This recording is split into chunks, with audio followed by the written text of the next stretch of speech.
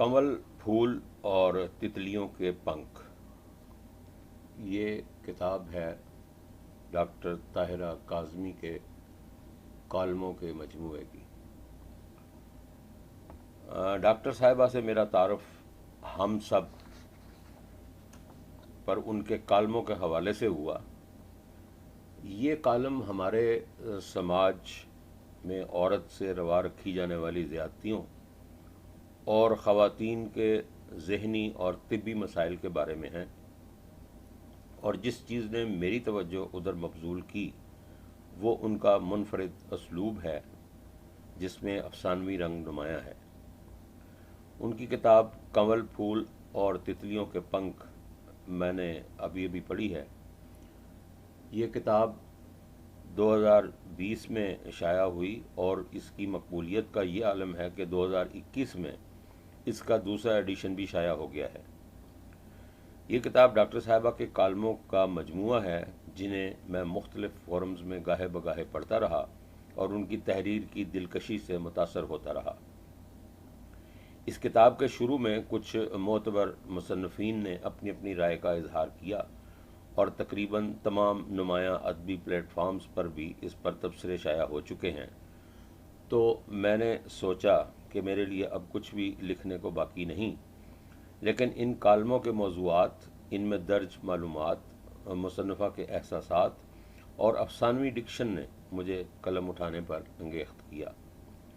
अगरचे ये कालम ख़वातीन के मुख्तलिफ मसाइल और उन्हें जबर की हालत में रखने की रुइदाद हैं, ताहम जो नुक्ता नज़र सबसे नुमायाँ है वो इज़्ज़त, गैरत और शर्म के बोझ तले दबी जानवर से बदतर ज़िंदगी गुजारती औरत के बारे में है। हमारे माशरे का ये एक बहुत बड़ा अलमिया है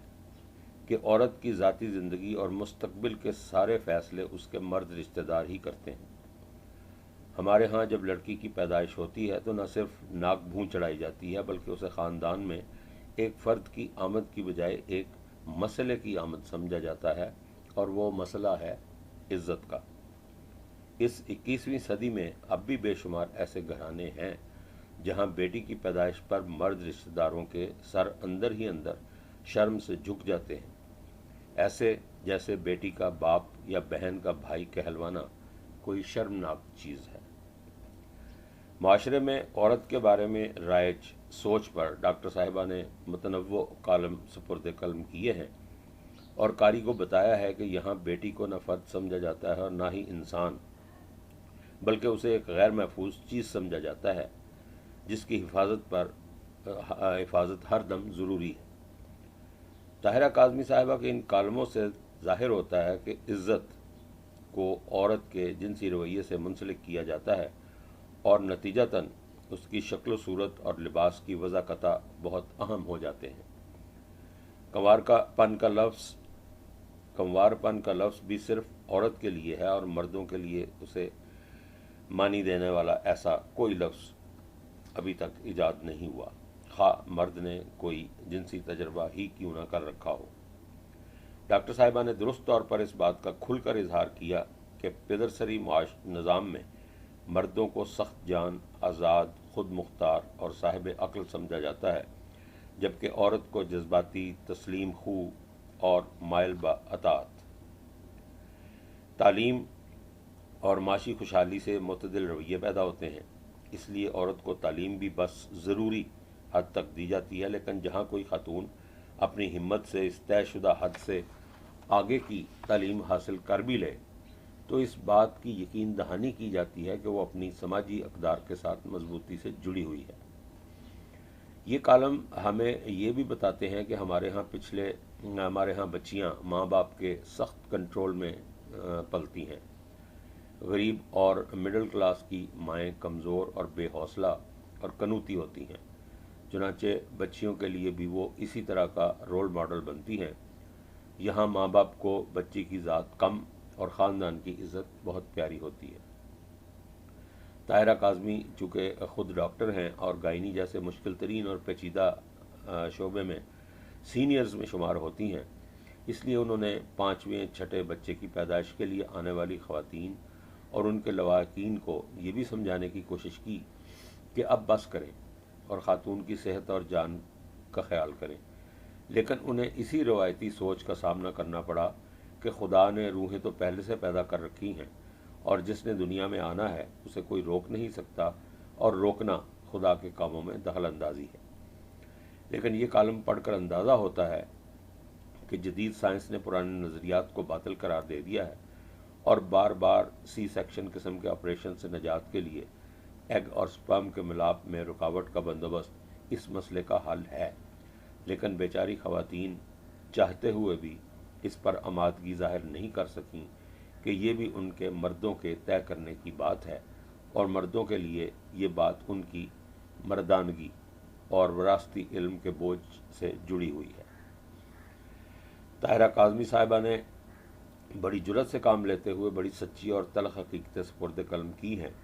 یہ پرواہ کیے بغیر کہ یہاں لوگوں کی ایک بڑی تعداد اول تو ان حقیقتوں کا ادراک ہی نہیں رکھتی، یا پھر اپنے فائدے اور عورت پر مکمل کنٹرول کے لیے انہیں ڈٹائی سے نظر انداز کرتی ہے۔ دنیا بھر کے مذاہب میں عورت کو دوسرے درجے کا شہری ہی جانا گیا ہے، اور ہمارے ہاں تو مسجد و منبر پر براجمان ملاؤں نے ایسی تشریحات کی ہیں کہ یوں لگتا ہے کہ مذہب اسلام تو نازل ہی عورت کو کنٹرول میں رکھنے کے لیے ہوا تھا۔ اس کتاب میں معروف ملاؤں اور خطیبوں کی بھی گوشمالی کی گئی ہے، اور ایک متعصب ڈرامہ نگار کو بھی جائز اور درست طریقے سے آئینہ دکھایا گیا ہے۔ ڈاکٹر صاحبہ کی ایک آدھ بات سے بسط احترام اختلاف بھی ہے مجھے کہ محترم مذہبی خواتین اور دیگر بہادر خواتین کی بہادری اور ظلم کے خلاف للکار کی مثال دیتے ہوئے انہوں نے بے نظیر بھٹو اور کلثوم نواز کو بھی ایسی ہی جد و جہد والی خواتین بتایا۔ میری نظر میں تو ہمارے سماج میں سیاست سے جڑی خواتین کی ساری جد و جہد اپنے اقتدار کے حصول یا اس کو طول دینے کے لیے تھی اور ہے، اور یہ لوگ جب مسند اقتدار حاصل کر لیتے ہیں تو جمہور پر ظلم ہی کرتے ہیں،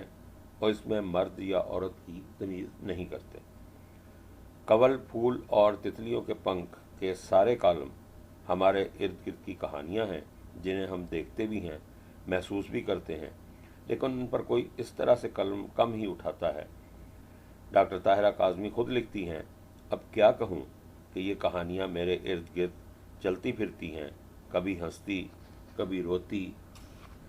ہیں، کبھی میرے کان میں سرگوشیاں کرتی ہیں، مجھ سے فریاد کرتی ہیں کہ ہمیں اپنے آنسوؤں سے پرو کے دل کے صفحے پر اتار لو، اور اس معاشرے کے ناخداؤں کو ہمارے چہرے دکھاؤ، شاید کہیں کوئی پہچان یا احساس کی رمق باقی ہو۔ ڈاکٹر صاحبہ یوں ہی لکھتی رہیے، بہت سے لوگ ناک بھوں چڑھائیں گے، دل میں گالیاں بھی بکیں گے، لیکن ایک کثیر تعداد ان کو نہ صرف پڑھے گی بلکہ سوچے اور سمجھے گی بھی کہ لکھے ہوئے لفظ کو کوئی نہیں مٹا سکتا۔ جیسا کہ میں نے اوپر کہا کہ ان تمام کالموں میں مجھ جیسے ادب کے طالب علم کو ایک افسانوی فضا بھی نظر آئی۔ بلا شبہ ان کالموں کو میں سماجی حقیقت نگاری کہہ سکتا ہوں۔ کتاب کا سر ورق کتاب کے نام کی خوبصورت عکاسی کرتا ہے، اور یہ محترم سعید ابراہیم کی ایک عمدہ کاوش ہے۔ کتاب سانج پبلیکیشنز نے